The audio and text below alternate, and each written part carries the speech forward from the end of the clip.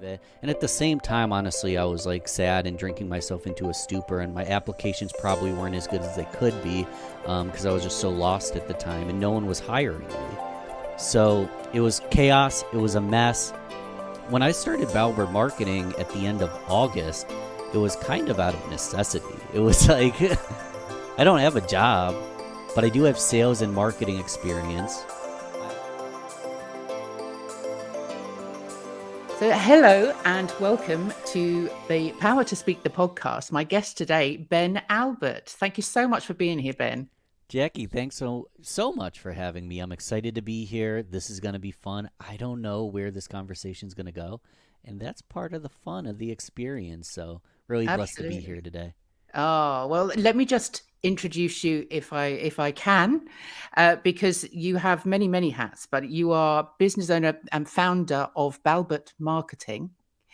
And you are the host of the podcast Rochester. Oh, see, I've forgotten Yeah, already. Real Business Connections Network. Jackie, that was a fair mistake because Real Business Connections Network started as Rochester Business Connections, a show local to my hometown, Rochester, New York. Yeah. Since then, we've rebranded to Real Business Connections. So you were on the right track. You weren't wrong, but the new name is Real Business Connections.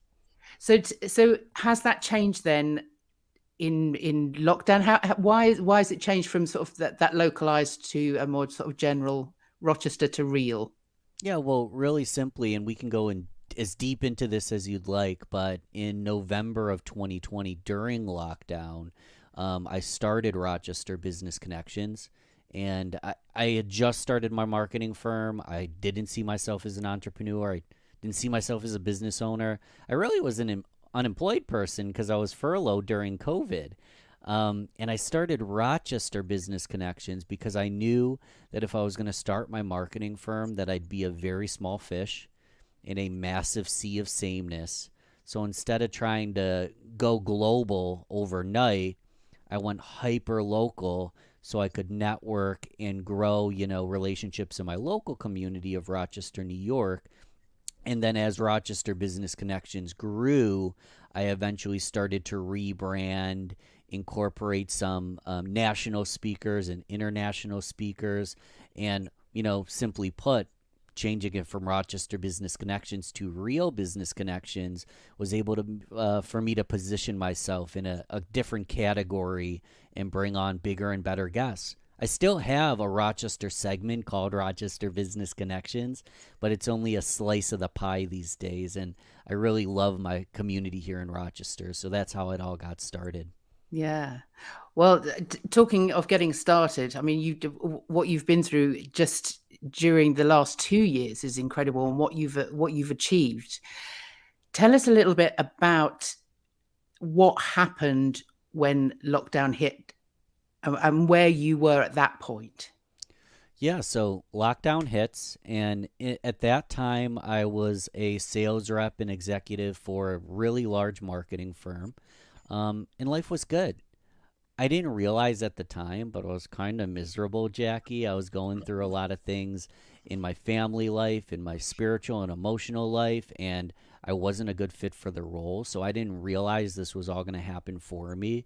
But I was furloughed right at the start of COVID for obvious reasons in my scenario. So we are primarily a video production company, and we service basically the entire United States. So that's anything from Texas to California to New York, all over the place. Well, guess what happens when COVID hits? There's no travel, there's no in person meetups, there's no video production or fulfillment, there's no sales. If anything, sales that had been made, this wasn't my end of it, but how do you fulfill these promises? It was a very difficult time. So I have no resentment. I was furloughed at that time for obvious reasons. And I was in a dark place, to be honest, Jackie. My father was an alcoholic. He actually drank his whole life until basically passed away from alcoholism. And they say it runs in the family sometimes. And I have drank and binge drinked on and off for 15 years of my life. I'm not proud of that. So when COVID hit and I went from, you know, school and a job to school and two jobs to two full-time jobs to working 60 to 80 hours a week all the time to working a full-time job in a salary position where I ultimately thought this was where I was taking my career, all of that was stripped away. And like most of us, it was like chaos. I didn't know what to do. My friend Linda Healer always says, do the next best thing in front of your nose. And I like that, next best thing. But what I was doing at that time is the next best thing in front of my nose was a bottle of whiskey. And I picked up some of the things that I had learned in childhood throughout my family, and I started to drink to suppress some of the feelings and the issues I was going through. And I got on LinkedIn. I redid my profile. I hadn't been on LinkedIn in over 10 years, and I've got this great profile. I have all this, experience, and I redid my resume and my cover letter, and I start applying and applying, and I apply and applying and applying and applying and applying, and I said applying way too many times, but it was weeks and weeks of it. And at the same time, honestly, I was like sad and drinking myself into a stupor, and my applications probably weren't as good as they could be, because I was just so lost at the time, and no one was hiring me. So it was chaos. It was a mess. When I started Balbert Marketing at the end of August, it was kind of out of necessity. It was like, I don't have a job, but I do have sales and marketing experience. I hosted a music podcast from 2016. I actually relaunched it during COVID. So I had hosted that podcast for 4 to 5 years. And I've always been a promoter and advocate for small businesses, and I love connecting with people. So I was like, let me just give it a shot. Let me try business ownership because no one's hiring me, and I do have some good skills that work. And luckily, I'm blessed to have experience in an online space with digital marketing. So I start a marketing firm. I start a podcast. I don't know what I'm doing. We can talk about what I did, but they say that confidence comes from memories of winning.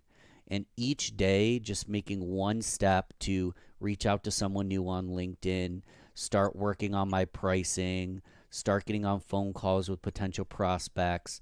Randomly, a charter school reached out to me and said, we want you to teach podcasting virtually as an elective to our students. So my first client was a charter school teaching podcasting. It was not expected, but again, it was happening for me because I would have never been able to say yes to that opportunity if I wasn't in that place. And I'll stop there. A lot happened, but I feel like I started to gain confidence with these little steps, these little wins. And nowadays, I'm not perfect. I still like to have a drink here or there. I'll have a glass of wine with dinner, but I'm not the man I was 2 years ago. And I feel like my temperature is only 60 out of 100, but it's only upward from here. Yeah. Wow. I mean, and still that's only 2 years ago. And it just, looking at what you've done, and you've been very open with all of your kind of the social media posts that I've seen of yours, your website. You're very open with your story. Do you think that that's a good way for people to go? Because what I do with people when I'm talking to clients about public speaking, presenting, putting a talk together, I very much encourage people to be open and to show that sort of vulnerability.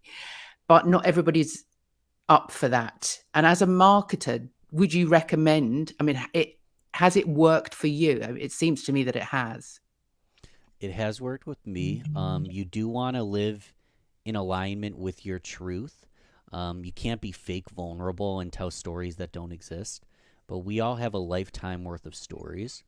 And if you tactically utilize the stories, there's I don't want to go on a big tangent, but everyone has been on Facebook at some point and read a post of someone, maybe just a brick of text, no paragraphs, and it's just them venting about something out of the blue. And a lot of times they get a lot of backlash, they get negative feedback, they take it down, they look silly. We don't want to do that. We don't want to just vent all our emotions out on the screen or on, a piece of paper. But once we've taken the time to sit with some of our pain sit with some of our experiences, maybe journal about them. A big thing for me was doing value exercises, where really simple way to do it that's free and takes little time is Google search long list of values. Start highlighting. A lot of them will resonate with you, but highlight only the best ones. And then after you highlight the best ones, get really, get really conservative and cross half of them out, and then get conservative again and look at like ages 5 to 15, and what common narratives came up again and again in your life. For me, it was a love of joy and fun. It was I was a small kid, I was bullied, I was beat up. We can get into that if you want, but a sense of belonging and connection. And since I was bullied, I always had that like growth obsession and that curiosity that I want to get better and better and better. So I realized today that I had this growth and development mindset. I realize that now. So now that I have these values, two or three on a piece of paper here, I can look at the stories and the common narratives and how these values have lived themselves out throughout over time. And now I have something to talk about. And when I'm vulnerable, it's not just to vent online. Sometimes you need it. I, I don't even know why I'm bringing this up, Jackie, but I lost my mother 7 weeks ago.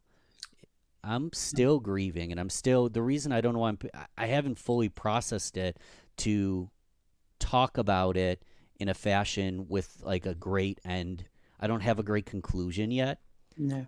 but there's power in thinking through these things, developing the conclusion.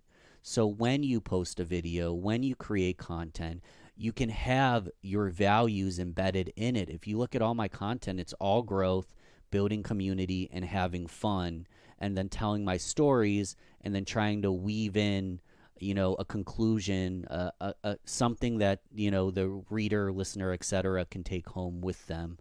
Um, Forget what the actual question was, but if we lean in with vulnerability, Yeah. we know ourselves well enough that we're speaking in alignment with who we are, Yeah. not who we think other people want us to be.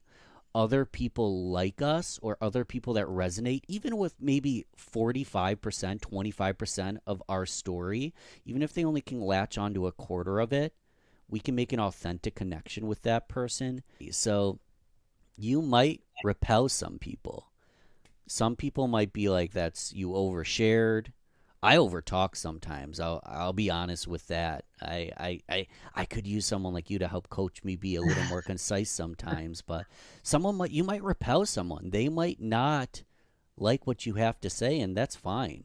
Because like a magnet, you'll repel some people and you'll attract the kind of people that were meant to be in your life for many different reasons. Maybe they're in direct alignment, they have similar values, a similar story, you can be best friends.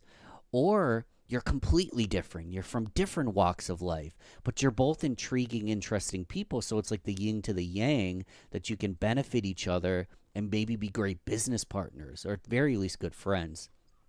The last thing I want to say is, if and when you speak your truth authentically, you actually give other people permission to speak theirs as well.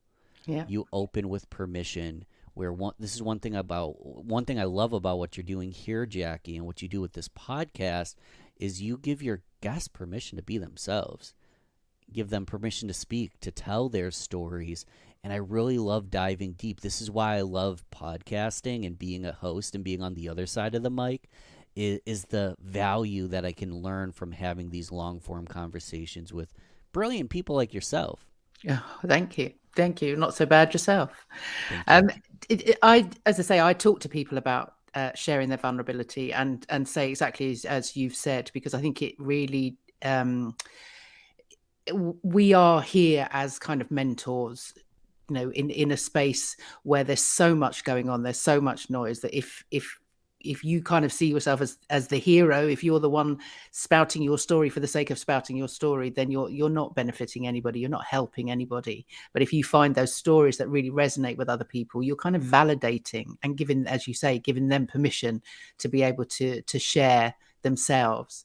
And I think it's really about owning your story. So once you've got it and you own it, it's yours, then you can never go wrong. This is what I'd say to people when we're putting talks together, is they don't need a script, because they are talking from their heart. They're telling stories that they already know. They're using knowledge that is already there in their head. So it's I think we're definitely on the same page. But I just wanted to go back to just part of your story there. I wondered what was the turning point. So you were furloughed, you were at home, you were drinking too much, you were kind of in this a bit of a dark place. What was it that kind of then made you think, no, did the company you were working for get rid of you in the end, or did you have to resign? Or what was that moment that you sort of thought, right, now I'm going to start my own business and I'm going to, look after myself and be the best person I can possibly be? Yeah, absolutely. So end of March, maybe it was start of April, I was furloughed. They got rid of me. There wasn't a good place for me. That's where I kind of got in that dark place there for literally 4 or 5 months before I actually launched my business. I tried a lot of different things, applied for lots of different jobs. I'll slow down a little bit to provide a little bit of context. But first 13 years of my life, I barely spoke a word. I was a very quiet kid. And I was a quiet kid, and I was not just quiet, I was the shortest kid in school, second shortest person behind a little girl named Olivia Lee.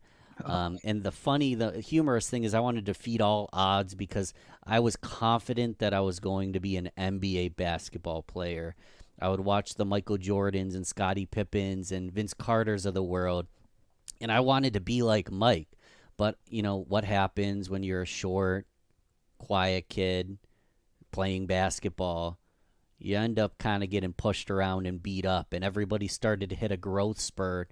I pretty much stayed the exact same height. So at a very young age, I kind of felt like an outcast, like an underdog. And when I found the music scene in high school, it was actually Brendan Gansmer, a friend of mine, was my saving grace. He introduced me to the music scene. He introduced me to music and the entertainment industry, and it was so much fun. And I was a creative type, and I loved hanging out and working with other creative types. When I say working with, I didn't realize it was work. But I wasn't the best musician, Jackie. But I was the one setting up like MySpace pages and handing out flyers and helping sell merchandise and wearing all the merchandise. Where basically me and a few friends were blowing up these local bands and helping them get really popular because that's all we would talk about. Now, the reason I slow down to speed up is I found my place in the marketing industry. I'm so blessed that I did, because when that furlough happened and when I was let go and when I was in a dark place, really all I did, and I didn't realize I was doing this, I got lucky, Jackie, is I started to stack these skills and these experiences.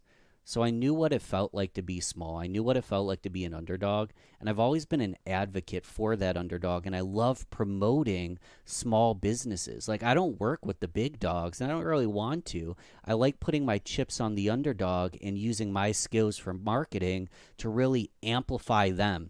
In the music industry, I was quite literally amplifying voices because they were, amplification of an amp that they're plugged into. But then in the business world, it's helping them get found by the right, client.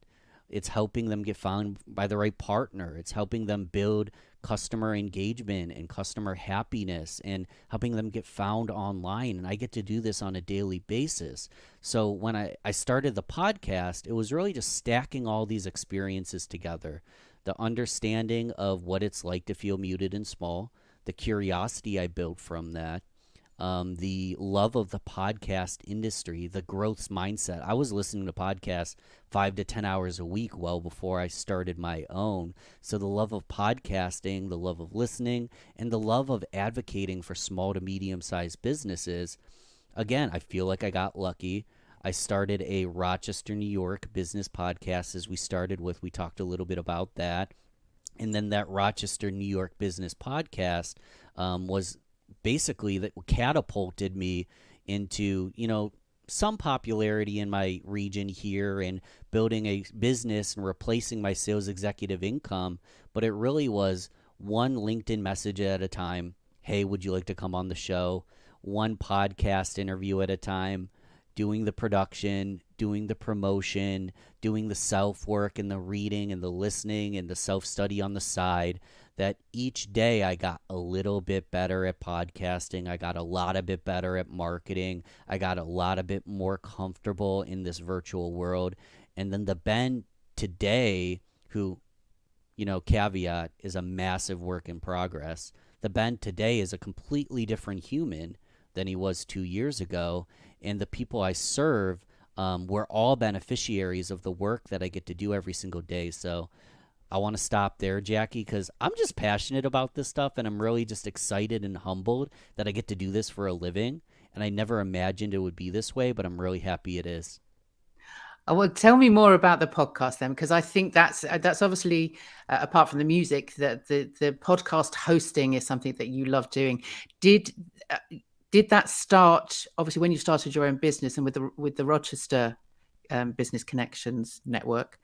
Um, what did you start that as a networking tool or as a learning tool? What was it? Because it's obviously is a network. You're talking to people, but it's not a network in a conventional sense. Exactly. I mean, you named the big two. Rochester Business Connections, local Rochester business podcast. It's very niche. Rather than being a tiny minnow in the sea of sameness, I was actually the biggest fish in the Rochester podcasting scene pretty quickly because I created a category of my own. But you nailed the big two. It's an incredible networking tool where every day I got to meet someone that we have different skill sets, we have different experiences, but these were Rochester, New York business owners primarily. They knew something I didn't. I've never run a business. I've never done the books. I've never hired. I've never built processes and programs.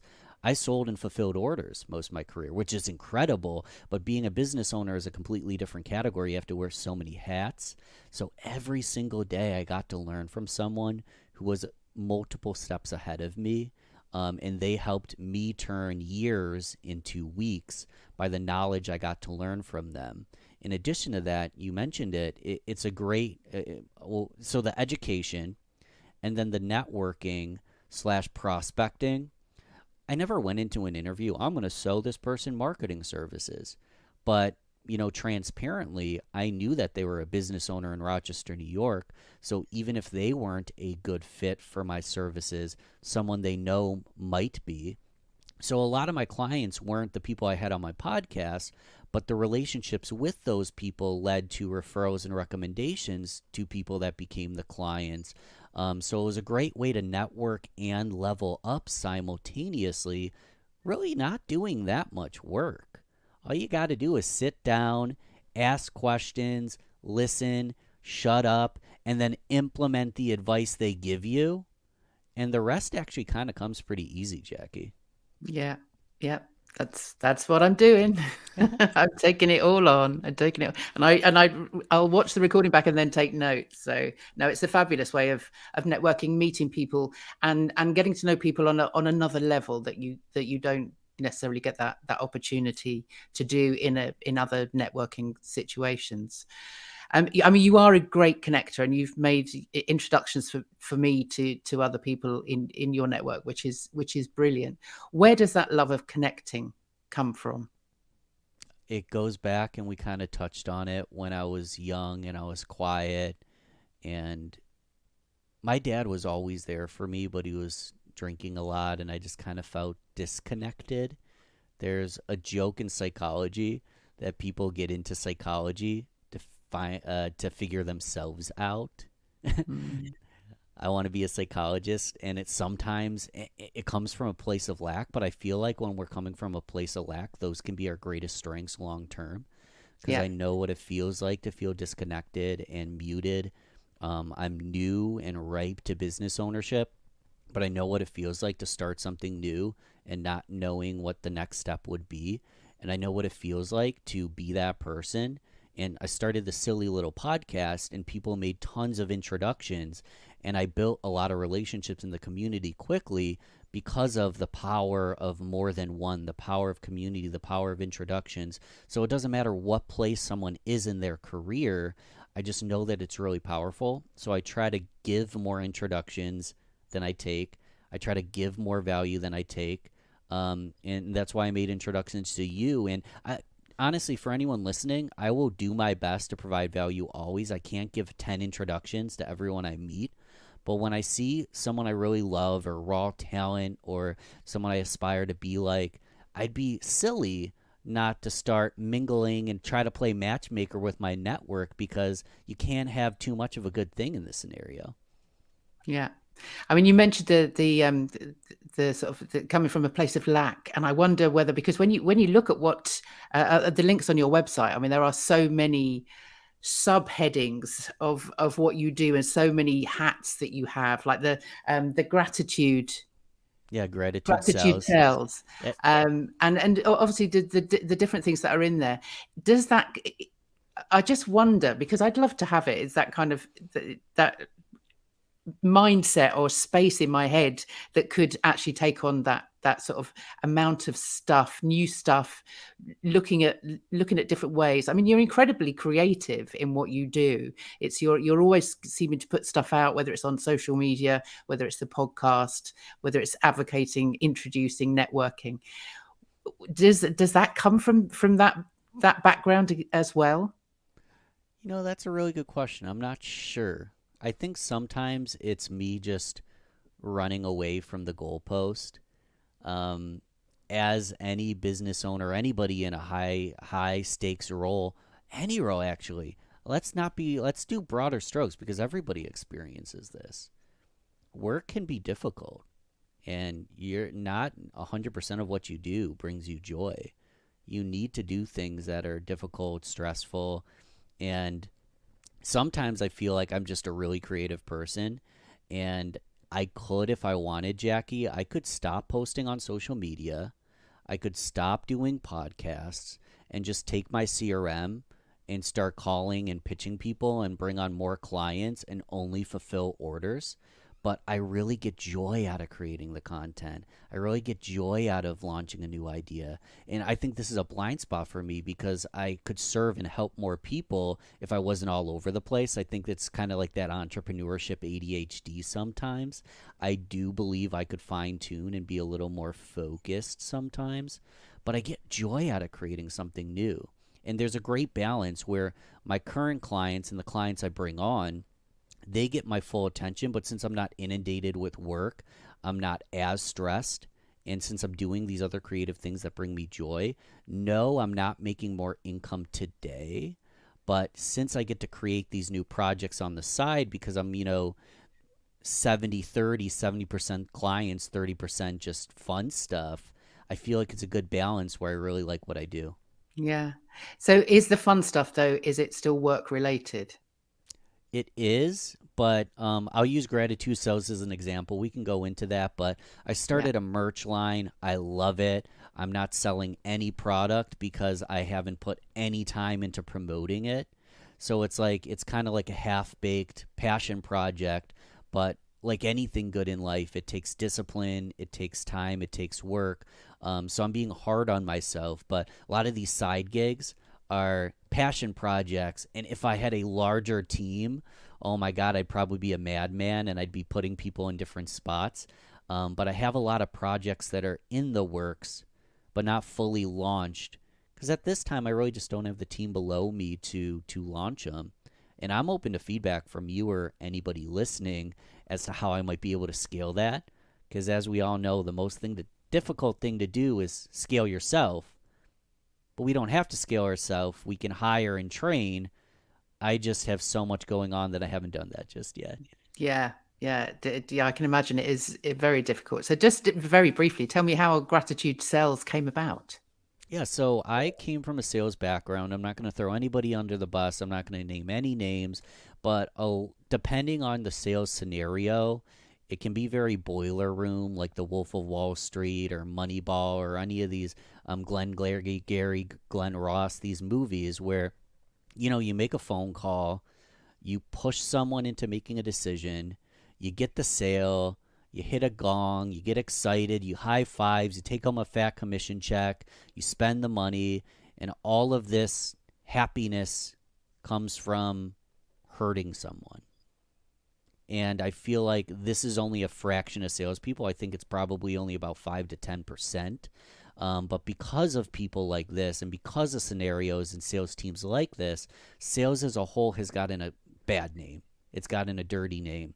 And I believe wholeheartedly that if you slow down, you play the long game, you show gratitude. Like, I'm happy to have people that are even willing to take my call. I'm so grateful for clients. I'm going to over deliver for them and deserve referrals. I'm so grateful for my last sale. So if I'm having like a bad freaking week or bad month, or I'm in a bad place, again, confidence coming from memories of winning. I can be grateful for the last time I won, kind of seek into that energy, get into that state, and be better and show up even on a rough day because of that gratitude. If I keep a gratitude journal of everything in my business life and all the wins I have, I can show up and do that every morning so I can show up every day and kick people's butt. Um, I believe that gratitude equals income, gratitude equals sales, but there's this common narrative that you need to close the person, you need to get the deal, you need to be high pressure. And I think that it's toxic, and I don't think it works in the 2020s. I think that the patient, holistic, grateful approach will actually lead to more sales in a salesperson. And here's the caveat: even if it doesn't, even if you're plateaued and you stay exactly the same, Jackie, you're happier and more fulfilled in life. And Yeah. isn't that what's more important than even hitting your freaking quota? Isn't your happiness more important? So I started a merch line called Gratitude Sells, but I haven't promoted it at all. But that was the whole reason why I started that merch line. Yeah. No, you're absolutely right. Absolutely right. And when I started my business a couple of years back now, um, I didn't know what content marketing was at all. I had no idea. I'd worked freelance, but I'd always worked for other people. They were the ones doing the marketing. They were selling me. I didn't have to do anything. So I have been on a crash course of marketing over the last couple of years. In lockdown as well, similar story. I wasn't necessarily furloughed, but all of my work dried up, and I literally had to look at what I was going to do coming out the other side, and I knew I didn't want to go back to that. So this kind of crash course in YouTube, Yeah. basically, is just taking on and learning and joining networks where I could learn as much as I possibly could. And that is a big thing that's really come out, and luckily, because I think that's where my heart lies, is that kind of value, gratitude led marketing, giving value, being of benefit, just being there is is certainly the way that I think it works best. And it's, when I again talk to people about their talks, their presentations, that's where I would like them to start thinking about. A big word in my values is humility. And I think that's, Humility. yeah, that sort of comes back to that sort of, gratitude and giving value. So, what do you do for fun then? If you're kind of filling your time with all of this work, and 30% of it is fun, but it's work related. Being the creative that you are, do you use creativity for your well-being? I mean, and how do you look after yourself holistically outside of this incredible network of things that you do? Yeah, I'm just an ordinary regular dude at the end of the day. On Sundays, I'll watch football at times for 9 hours cuz it starts at 1 and it ends at 11:30 in my time. So, watch football all day on Sundays sometimes, just sit back, relax, take a day off. I love camping. With my girlfriend and I, we'll go camping. What really lights me up is where I can camp and see music. So I like going to overnight music festival events where I can be outside, be in nature, maybe take a hike during the day, see music at night, fall asleep to the crickets and the flies, and sometimes the rain dripping through my tent. I need to figure that one out. But really, just being outside and doing things that light me up, like music and sports. And honestly, I spend a lot of time reading and writing, which is still kind of business oriented, but it helps me keep me focused, and I just love learning something new every day as well. Mm. So what advice would you give to a newbie coming into the business world, not even into marketing, but how would you recommend they sort of start to put their business out to the world? Yeah, so first off, let's start with mindset and understanding that you're good enough now and only getting better. You are good enough now and you're only going to get better. So use the tools in your toolbox when you start. We all have a unique story, we all have a unique value set. So, one thing, if we're talking specifically social media or marketing, I would tell my story. I'd talk about why I do what I do. I'd talk about, I don't know, for my example is, I was a kid, I was a short kid. I had a jersey for every single day of the week. I wanted to be a basketball player. Don't even remember washing these jerseys. I think my mom washed them for me, thank God. And nowadays, I was destined to be 5'7", 5'8" on a good day. It depends on what mood I'm in. I was never going to be a basketball player. But where I get to grow is not in height.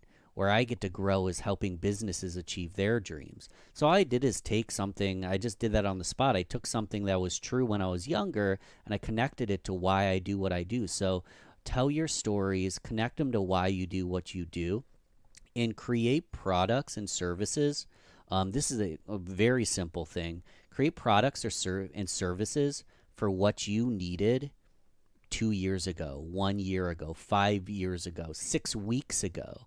If you can create a business around who you used to be and turn what would have, it took you 5 years, if you can take that 5 years and turn it into 6 months for someone who is in the same position you used to be, you will be able to serve millions. And you don't need millions. You could serve tens, if not hundreds, of those people, and you don't have to reinvent the wheel. Do what you needed. And the last thing I want to say, because I'm just kind of dropping lots of different pieces of knowledge as they come to my mind, is survey your people. Because the language, when I say growth, when I say amplify people with marketing, when I say a holistic approach at marketing, that might not resonate with someone else. So don't just assume that your language patterns is exactly what your customer or target market says or does or feels. When I say something like, let me try to think of a good example here. When you say something like, I help people achieve their dreams, some people in the corporate world would rather you hear you say, I am a leadership coach for C-suite. Help people achieve their dreams, leadership coach for C-suite. You're doing the same thing. However, you kind of want to adopt your messaging based on what your people want because you're there to serve them. So go in your own personal truth. But if you get feedback on what your target market actually needs, chameleon and pivot a little bit. You can offer the exact same product, the exact same solution, but be a chameleon because it's not about us. It's really not about us. It's about who we get to serve, how we get to serve them, and the results they get from working with us. So that's like a lot of different tangents, Jackie, but that's a few of the things I would say. Yeah, no, that's great advice. Great advice. So where did you start then with your own marketing when you very first started? On social media, were you making videos, reels? Where did you start? I started with the podcast, and I don't want to re-say a lot of this stuff, but to kind of concisely bring that back up, I started by networking with people and clicking record. It was that simple. By starting a podcast, and you don't have to start a podcast, guys. You could start a blog, you could start a photo series. If you're a graphic designer, maybe you do graphic design you can do infographics for like a research study. If you're a photographer, you can take pictures of things for free. If you have a unique skill, you can volunteer that skill at a charity event and get some free sponsorship through that. I did something that was mostly free. Podcast, there is a small investment, but all I did is click record during my networking conversations. And that's where I started creating content. And then a lot of my original content was me just sharing the things that I learned in that conversation. So I'd have a long form conversation, I'd share it, then I'd reflect, and then I'd make another post on maybe the three biggest takeaways that I learned from my conversation with Jackie. So I didn't have to reinvent the wheel or do something. I didn't have to make up content and reels out of thin air. Really, the way I created content was by collaborating with brilliant people and learning from them and kind of just being, I was like, they were my mentor and I was the mentee and I was just documenting the process. That's all I was doing. Oh well, I wonder. I mean, I have one-to-one conversations that come from networking. Um, is that the sort of thing you recorded, or were they actually sort of podcasts? It was a podcast, but the Right. beauty about clicking record and there's an audience is people show up as their best self. They're not on their phone texting. Most of the time, they're not thinking about their next meeting. A great guest, and most people I meet are fully present because they want to show up as their best self. Mm. So it was a networking like conversation, but it was more of like a mentor mentee role where I was asking questions, they were answering them. But I know personally, some people are different. Jackie, when someone were to reach out and say, "Hey, Ben, I'd like to buy you coffee and pick your brain." In most cases, I'm cool with that, but I don't like the metaphor of picking a brain. It kind of makes me nauseous. I don't really like it. And I believe today, and I give my time, like, I love spending time with people, but my time is more valuable than a cup of coffee. So instead of asking someone, "Can I pick your brain?" I just asked them, "Can I record a podcast with you?" And I did what people say is picking their brain. I was their mentee, but since I was providing an audience, since I was providing documentation, since I was providing a video they could share on their website, they put their chips on me. Even though I was the guy taking their time, I had something valuable to offer as well. Brilliant. Brilliant. So you have guested on hundreds, I would say. How many podcast guesting spots have you done where you've not been the host, but you've been the guest? One day, maybe hundreds. I would have to go. So one thing, and this is a side note tip, guys.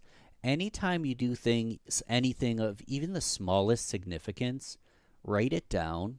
I only started doing this. I started it in was March of 2021. I started documenting all my speaking appearances, all my small wins. The biggest ones go on the website, even the tiniest ones, I know. I keep them in my journal. But you start documenting it, and then you look back and you're like, oh my gosh, I am way cooler than I thought I was. And I'm actually, confidence comes from memories of winning. You are a Yeah. winner. You would not be a winner. You clearly are a winner because of all these great things you're doing, and you're good enough now and you're only getting better. So I started documenting. I'd have to go to my list, but I think the number's around 75, Jackie. Yeah. No, It's not in the hundreds, but I wanted to do over 50 this year, and I think I'm right around the 50 mark for this year. And think about this, gang. That's only an hour or two a week, once a week, and what you get to learn by guesting is brilliant. yeah. Yeah, well, I'm very very grateful to have you here. So what's next then? What's in the future for the marketing company, for the podcast? Are you looking to step on a stage anytime soon? Have you sort of got that keynote? What's next? Yeah, as we kind of mentioned earlier, I'm doing lots of different things. So I've got a million ideas. I do want to we kind of broad stroked how I started my podcast. Local based networking podcast to coincide with my business. I want to quantify everything I did and turn that into a PDF or a course. So anyone from a new business owner to a college student that just graduated can start a locally based podcast and scale their mission through networking using podcasting. So I'm going to create that course. I love podcast guesting, so I want to long term offer that as a service to my clients. book them on podcasts because I know exactly how to do that properly. And then everything I'm doing with the marketing firm, just continuing to inject steroids into that, hopefully bring on some new team members soon and grow the marketing firm as I tackle some of these side projects as well. Yeah. And is the music still in there? You're still doing sort of music advocacy? Oh, yeah. I'm probably at a show every single weekend. Some weekends I'll go to 2 or 3, other weekends I'll take the weekend off, but on a weekly basis, I'm seeing music. It is my recharge. It's my refresher. I don't talk about it all the time because it's behind the scenes, but music and fun and creativity, that's one of the things that keep me sane, Jackie. Yeah. Yeah. Do you play an instrument? I play guitar and drums poorly. Um, I can pretend. I can get by for a song or two, but my musician friends will quickly shoo me away because I'm not very good. Yeah, you're better at wearing the merch. You're just, yeah. Yeah, and promoting them and Yeah. doing. I don't want to throw anybody in the bus. Musicians don't always have a good business sense, but their product is incredible music, and they're incredibly freaking good at it. So they need people like me or potentially you to help them actually get that voice and get it heard by as many people as possible. Yeah, I'm not so good on the marketing side. I'll send them to you. That's Yeah, but you can help them work the crowd because one thing that I find is really heartwarming is when after the song, they can tell maybe like a 45-second story or, a moment of gratitude for the crowd. If you can bring the crowd into the experience, it's not just like listening to music in your headset. It's a live experience. So, Jackie, I think you could help teach musicians how to work a crowd and kind of MC beyond the songs they're writing. that would be great. See, that's an area that I hadn't even thought of. So There you yeah, I go. might have to do that. So where do you get your podcast guests from? I'm sure now they come to you, but in the beginning you went on LinkedIn and you just kind of approached people. So I went on LinkedIn. I am a SUNY Brockport alumni. So I reached out to SUNY Brockport alumni business owners. You can tell I'm very What's formulaic. what's that? SUNY means State University, New York. Right. So it's a New York State school. Not the biggest school, not the best school, but the best I could get into because I was not a good student at the time. So I'm just being transparent with you guys. So I reached out to other SUNY Brockport alumni and I said, hey, I'm an alumni too. I just launched a business. Congrats on making it big time. And then I would go into, at the time, it was just a vision. I'm looking to start this local business podcast. Obviously, you know a lot of things that I don't know, and I think you can bring a ton of value to our community.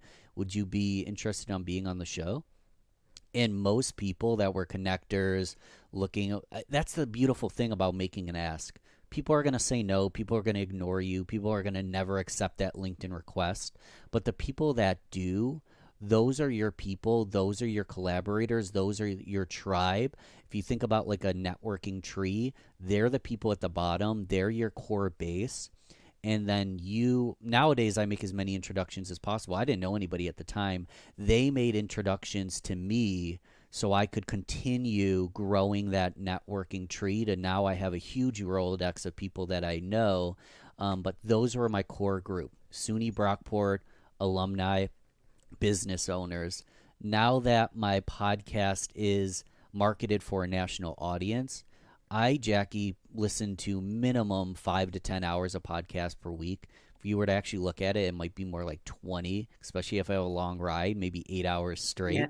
So the way I find most of my guests is actually by listening to them on a podcast. I will listen to a podcast, go, I need to learn from this person. That is a brilliant story. And I'll do what I did from the start. I'll send them a LinkedIn request. Hey, Jackie, I listened to you on XYZ podcast. I had XYZ takeaways. Thank you for, just doing what you do. You're incredible.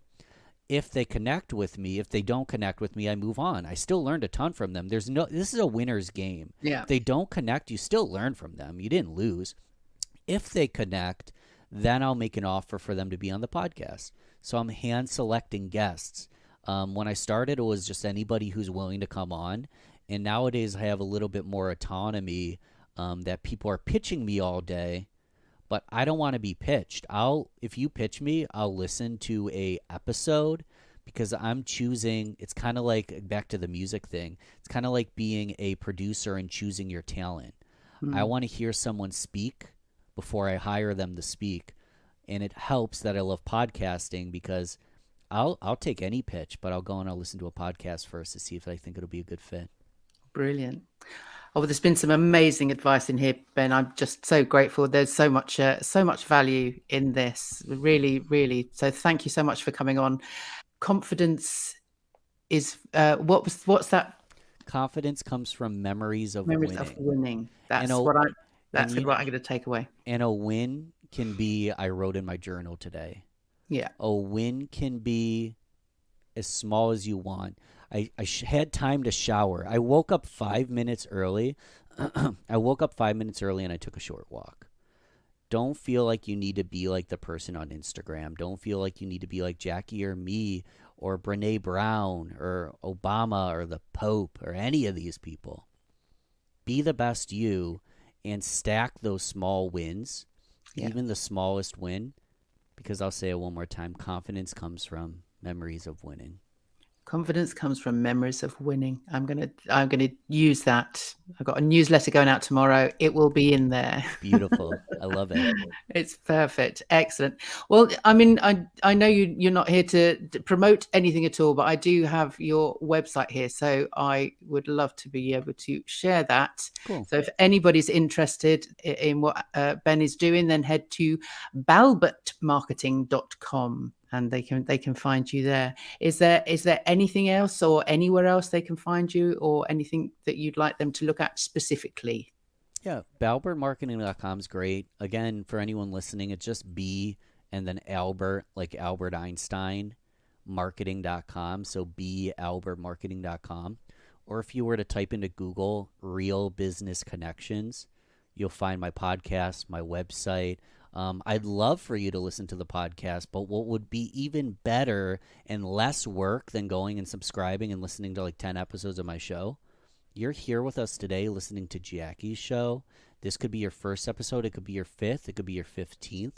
If you haven't left Jackie a review, it would mean the world to both of us if you went and did that. If you subscribed so you would be notified for all her episodes. Because believe it or not, just one little kind deed, like leaving that review with collective impact, can blow this show up and get more listeners like yourself listening to Jackie. So I'd love if people listen to Real Business Connections, but that's a whole new step. We're already listening to this show.